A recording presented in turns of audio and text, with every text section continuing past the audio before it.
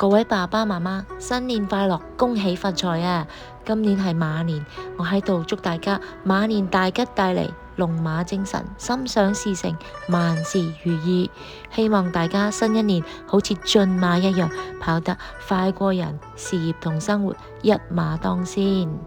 馬嘅拼音係 horse，有 or 呢個音嘅噃，有幾個字母組合都係有 o 呢個音，但係佢拼寫就唔係 or 啦。舉幾個例 ，autumn 有 au 呢個係 o 音 ，paw 有 aw 呢個又係 o 音喎 ，talk 有 al 呢個又係 o 音嚟嘅喎 ，talk。我教小朋友拼音嘅時候，會4個拼寫組合一齊教㗎，咁樣佢哋就會容易啲記得，佢哋就會好似新年祝福咁樣練習多啲，就會朗朗上口㗎啦。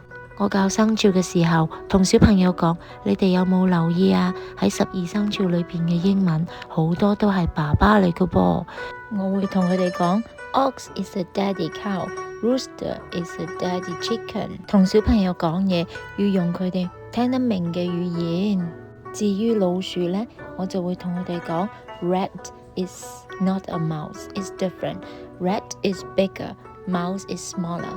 咁事實又真係咁樣嘅喎 ，mouse 同埋 rat 係兩個唔同嘅品種嚟㗎。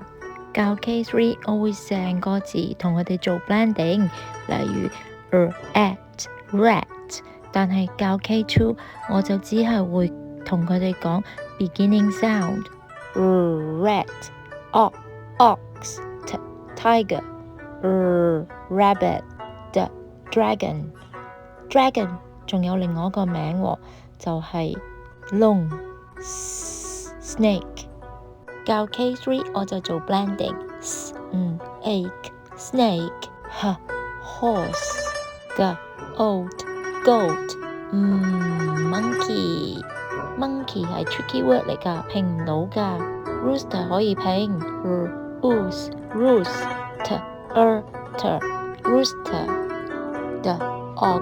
dog, pig， 拼音就係咁簡單。新一年希望大家好似我教拼音一樣，俾小朋友一步一步學到新嘢，又好似生肖動物咁充滿活力。記得訂閱頻道支持我啊！我哋一齊過一個好學又好運嘅馬年，恭喜恭喜！